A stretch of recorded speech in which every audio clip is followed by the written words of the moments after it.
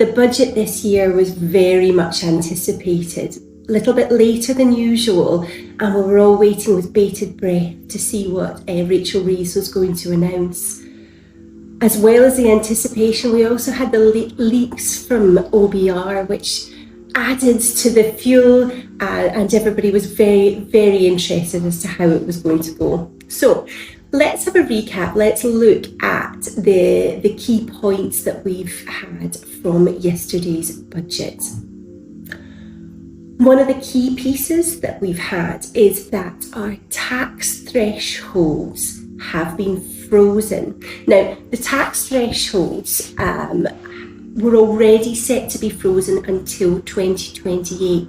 The budget yesterday has frozen those for a further 3 years, so until 2031. So that means that the threshold that we need to exceed to pay higher rate tax is staying at £50,270 for even more years. That's until 2031. And what does that mean for us? Well, what it means is that more and more people are going to start falling into higher rate tax. We call this the fiscal drag, and as the threshold stays the same and incomes increase, it means that more and more people are pulled into higher or additional rate tax. It's really like a stealth tax, although we've said tax rates haven't increased because of the freezing of those thresholds, more and more people paying higher rate tax. What else have we had in yesterday's budget? Well, one of the important issues was the changes to cash ISAs. Currently, we can pay £20,000 per year into an ISA, either cash, stocks and shares, or a combination of the two. From 2027, the limit that we can pay into a cash ISA will reduce from that £20,000 down to £12,000. The limit isn't changing for our stocks and shares ISAs. That will remain at £20,000. So that drop is just for the cash ISAs. Interestingly, the drop in the cash ISA limit will only be applicable to those under 65. Our 65 and overs will retain the full £20,000 cash ISA limit. Okay, what else do we have? We have increases to taxes on savings, property investments and dividends from 2027. Each threshold is increasing by 2%. So from 20 to 22, 40 to 42 and 45 to 47%. So for all of us, we have a threshold that we can save, so we can have interest from savings of up to £1,000 that we don't pay tax on. So anything over and above that, we've got that extra 2% on, meaning that ISAs become more and more attractive. So always beneficial to have a look and see whether those are appropriate for you. Okay, for our energy bills, we have got some good news from the budget on our energy bills. From April 26, there will be a reduction passed forward to us as consumers for our energy bills. What the government are doing, they're taking some of the levies on energy and putting those into general taxation. They're also getting rid of the eco scheme. What that means for us is that the unit rates for our electricity and for our energy will reduce. So we do have some good news. Fantastic. For us in Thomas Carroll Employee Benefits, one of the most important announcements in yesterday's budget was the changes to salary sacrifice or salary exchange. So one of the important announcements for businesses was the cap that the government have announced for salary sacrifice.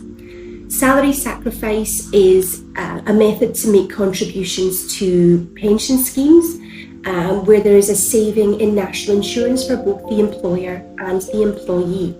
What the government has announced is that there will be a limit of £2,000 per tax year for each employee, and they can only have the national insurance relief up to that £2,000 pension payment.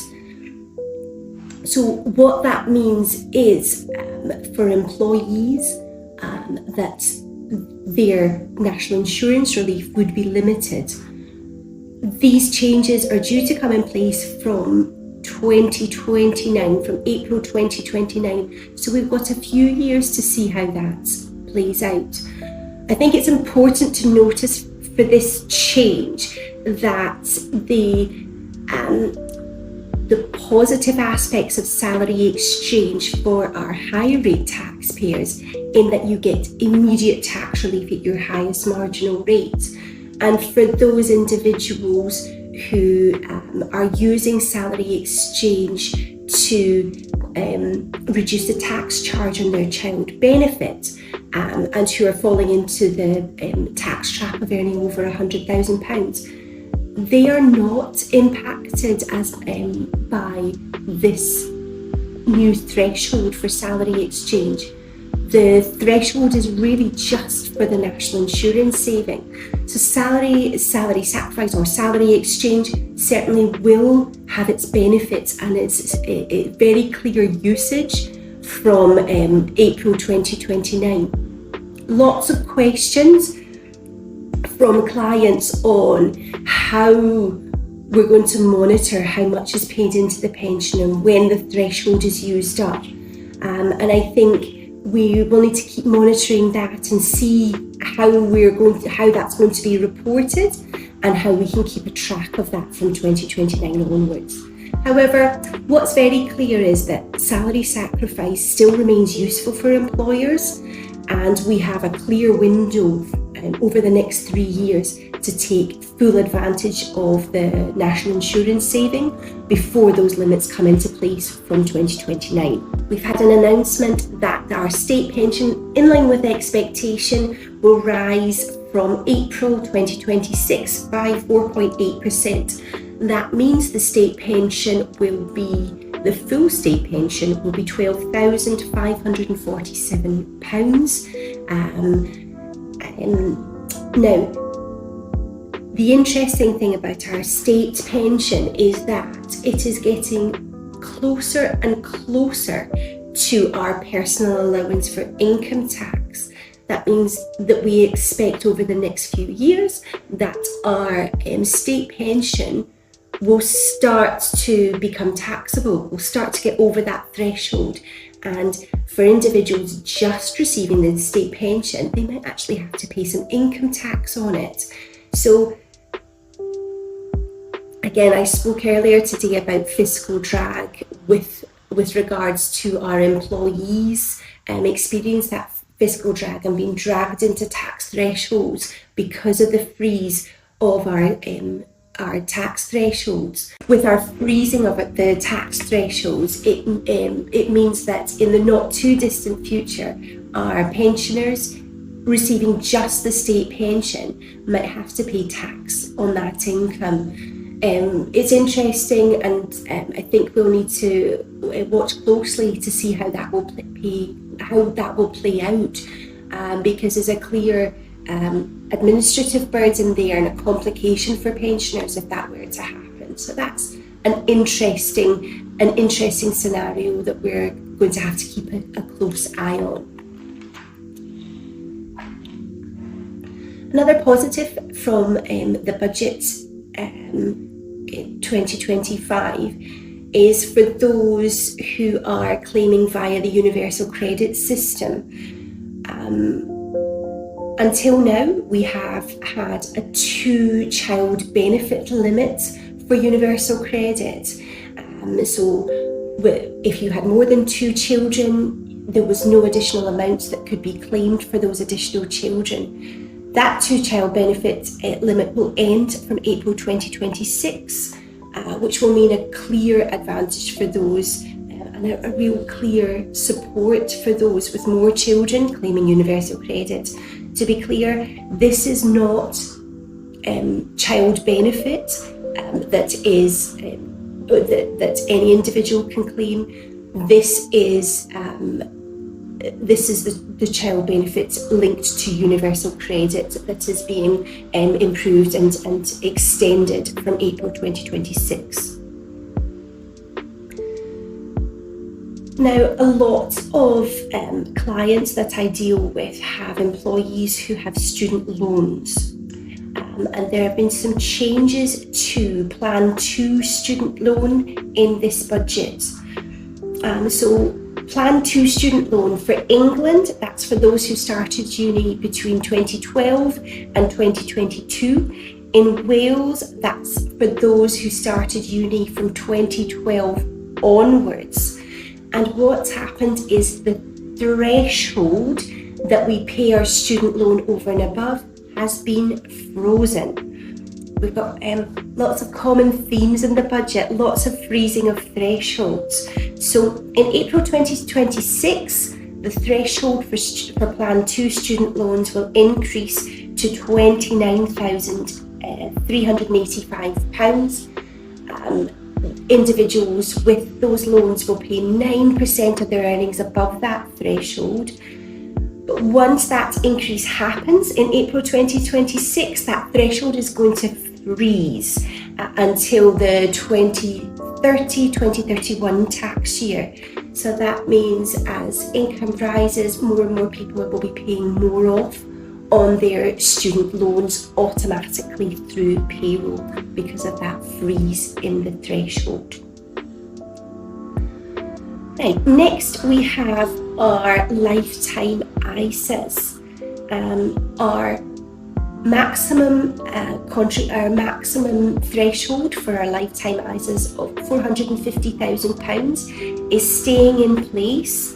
But the government announced that there would be a consultation on a new type of ISA, a first-time buyer's ISA, which will look to replace the lifetime ISA in the future. No set details on that as yet, so we will keep you informed as and when things are announced. But hopefully that will support savers for first-time buyers and be as useful as the lifetime ISA has been for savers. Next, for our more wealthy individuals, it's been announced that there's going to be a high income properties surcharge that will be on top of council tax for properties over £2 million. Currently, this is an England-only surcharge and will come in place from April 2028. And what it will mean is for houses with a value between 2 million and 2.5 million, there will be a surcharge of £2,500 per year. Between 2.5 and 3.5 million, the surcharge will be £3,500. From 3.5 million to 5 million house price, the surcharge is £5,000, and for £5 million plus value property, that surcharge would be £7,500. Okay. As I said, that's in England only currently, but we shall see how that develops over time. My final piece of information for you today is based on electrical vehicles.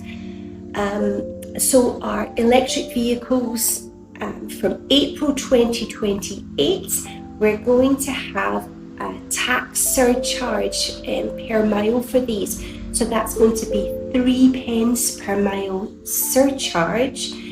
And for hybrid plug-ins, that would be 1.5p per mile. So So 3.5 for pure electric vehicles and 1.5 pence for hybrids. Not quite sure how this will be monitored and how it will be paid, whether it will be returns, tax returns that will be necessary to declare the mileage done and then calculate the payment. So again, it's something that we're going to have to keep an eye on and see how that evolves over time, but that will be coming into place from April 2028. So thanks for your time today. It's been a very interesting budget, lots happening, some positives and some negatives, but definitely a budget that we all need to pay attention to and make sure that we're making the right choices for both our earnings and our savings to make sure that we make the most and we're working as tax efficiently as we can.